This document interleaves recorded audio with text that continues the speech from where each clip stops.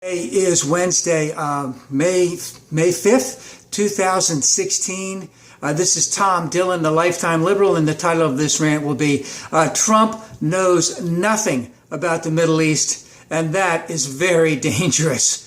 So now that the Trump is definitely going to be the nominee, the presumptive nominee, he did come out with a speech about a week or so ago where he basically said nothing about what he really knew about world affairs. As they said, it was a salad, a garbage salad of holy happy crap. But let's just take a quick look at the only basic thing that he said is that number one, we do terrible deal making, and number two, we're gonna kill ISIL, we're gonna get rid of them. And let's just go into a couple things about the Middle East. I mean, he is so ignorant, and of course he did list they did think he did have a couple people that were talking to him, and they were the buffoons of the buffoons in terms of people who really know what's going on in the world and really know what types of things need to be done. You know, it's a very delicate balance with diplomacy. It's much, much different, you know, than screwing some guy over as you're building a high-rise in Manhattan. So, and of course, I would equate these buffoons, these people that he's talking to, whether the bomb first people, with someone from back in the past. His name was General Curtis LeMay. General Curtis LeMay was a general in World War II. He bombed the crap out of Japan. He knew how to do it. He had a good record with that. Let's fast forward from 1945 to 1962. General Curtis LeMay was still in the Air Force. And we had the Cuban Missile Crisis. And as Kennedy brought all of his people around, and each one spoke, and of course it took a long time before they figured out that the embargo was the best way to go. General Curtis LeMay was ready to bomb the shit out of Cuba or to bomb the shit out of Russia. And of course, that's what we didn't do, and hopefully that saved the world, etc. But he had a bomb-first mentality. He didn't look at the bigger picture. He didn't understand diplomacy. He didn't understand anything. He looked at it strictly like it was a war. All right? And of course, 6 years later, he was what? Vice presidential candidate to George Wallace, strictly because Wallace wanted to have, you know, that law and order type of thing, and also about the Vietnam War. I'm not really quite sure where LeMay played in that, but I think he wanted more bombing, which Nixon ended up doing later on anyway.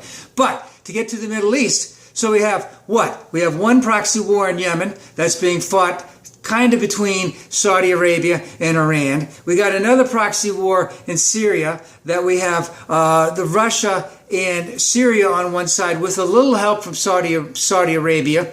And of course, that's against Iran, you know, who's backing Hezbollah and who's the other one? Hamas, if Hamas is there.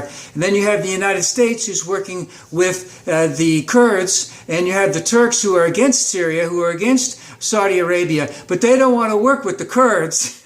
So we got a lot of things that are going on in there. Of course, in the midst of all of that, you have Al-Qaeda and a couple other subgroups, in addition to ISIL, ISIS, or Daesh, which Trump seems to think all we need to do is bomb the crap out of them and everything will be fine. And of course, one of the great things about history and about war making is we've studied it and we've studied it and we've studied it, and we know for sure that you cannot win a war unless you can take and maintain and hold geography. And that's not going to happen because we don't have enough players down there to maintain that, and we're not going to send anybody in. We're not going to play Russia's game, etc. We also have our friends Israel, who are not always friends with at the time because we think they go a little bit too overboard.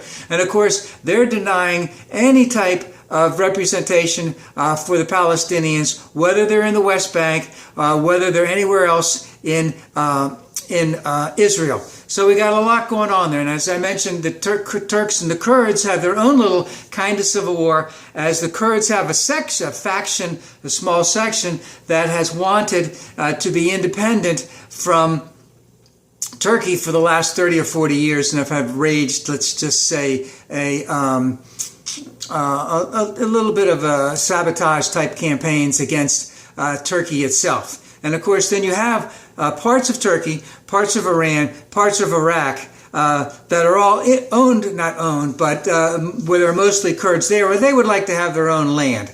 And then you have the Shia and the Sunni. So right now in Iraq, they just had a whole lot of Sunni, let's just refer to them as the poor excuse me, I was wrong on that, Shia.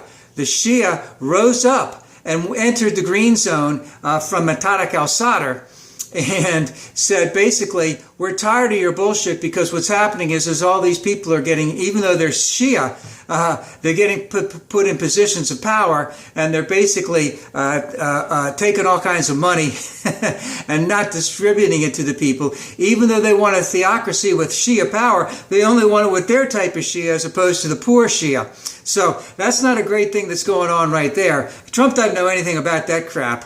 Just a couple other quick things. You got Iran, who now has women in parliament. I wonder if things might actually change there a little bit. Remember, Iran really wants to be a Western country. I don't know about Iraq, but Iran surely wants to be a Western country. In fact, Tehran was a very cosmopolitan, just like what was the country, Beirut, in Lebanon. Very Western type countries. And Iran wants to be that. They want to be part of the greater world, and that is the population of Iran outside of the reigning Ayatollahs, the ruling party, and the Shia-dominated religious orders that are there. But can things start to change? Of course they can start to change. Probably not very soon. They had a chance of an uprising in 2009. We really couldn't do much about that at all. Of course, the Republicans have blamed that it would have happened if we had done something. Then we have Saudi Arabia, who's no real friend of ours, but we've been sucking on them for a long, long time. A terrible, terrible regime. And they export their religion, and they export their, what do you want to call it? Where they want to murder and kill people in the name of Wahhabism, so to speak. And they have 30 million people. 2/3 of them are under 30. Many of them are educated. A lot of them aren't working right now. And they know that they want to establish a $2 trillion sovereign wealth fund, because they know they need to get rid of oil. They won't be able to take it out of the ground at a certain point in time. They need to get some other types of industries in there. They know that things are going to change. They still want to have their Wahhabism. They still don't want women to have any power. They don't want them to drive. They're willing to behead people for drug addiction, etc., things like that. They're not our friends, but they're the ones we kowtow to the most. And as I said, we got Russia over there doing their thing, Iran doing their thing, and it's going to be a long, hard slog. Can things change? Yes, can they change? Can they change for the better? Yes, they can change for the better. Are they going to change right away? No, they're not going to change. And it doesn't make any difference what Trump says. Things are not going to change. I also want to point out a quick thing about Saudi Arabia. They're having some internal problems right now. And I just saw that some migrant, they don't do any work. No one works in Saudi Arabia. They're all on the dole. And they import all of their workers, especially in the construction industry. In the construction industry, bin Laden's construction company, his father, who started that big construction company, they laid off 70,000 people, and there were some riots where they burned down a couple buses and stuff. Of course, because they haven't been paid, because they don't have any rights. They could be there for 30 years and they still have no fucking rights whatsoever. So, again, Saudi Arabia is no friend of ours. Of course, we still have a problem in Afghanistan, and I just saw recently that Afghanistan is having the best poppy season ever. Okay, so who does that help? That helps Al-Qaeda.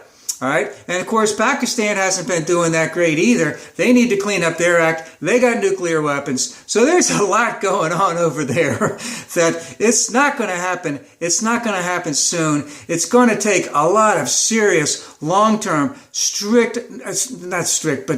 long-term negotiations to make things change. We're going to have to go very incrementally. Hopefully there'll be some breakthroughs. Maybe there'll be a lot of breakthroughs. Maybe there'll be an overthrow of the government in Iran and a sensible regime comes in. I wouldn't count on it. Same thing in Saudi Arabia. I wouldn't necessarily count on that. So there's so much going on that it barely scratches the surface. And at the same time, all of these countries are yearning for some type of representation and ability to live life and to have a semblance of some type of security, which isn't really happening that well right now.